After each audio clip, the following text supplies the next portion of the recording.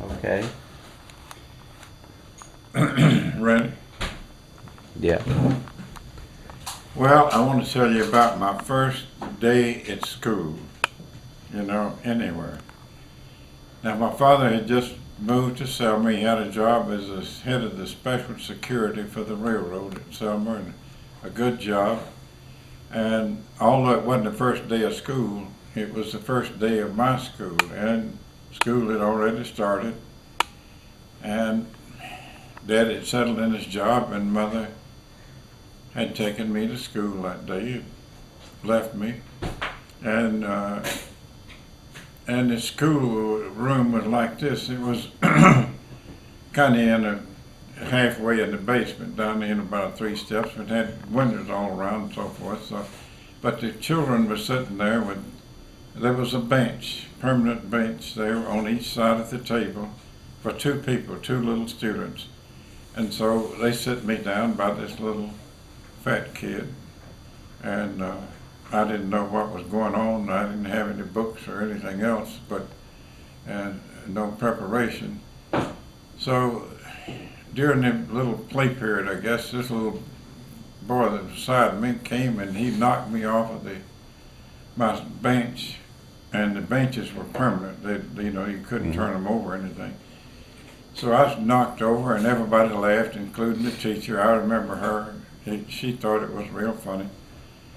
And then in a few minutes, he hit me again, and this time he knocked me up against the wall of the board there, and I hit my head against the wall, and it was rather painful, but it was rather funny to everybody else, including the teacher, and the little kid laughed himself. But I says, well, now, if he did it twice, he's going to come again. So I was watching for him out of the corner of my eye, and I had my hand on the table like that. And when he came running. He was going to do it bigger and better. And when I hit him right in the mouth, and I could see his teeth, his top teeth, right there in between the lips. I cut his lip all the way from his gum right down to and they could just spread out. Blood went everywhere, and all over me and all over the floor, so nobody laughed, but the teacher got real afraid and everything, and everybody in, and they got the boy out, and I guess they sent him to the doctor and got sewed up and so forth, but they sent after my mother, and that was my first day in school.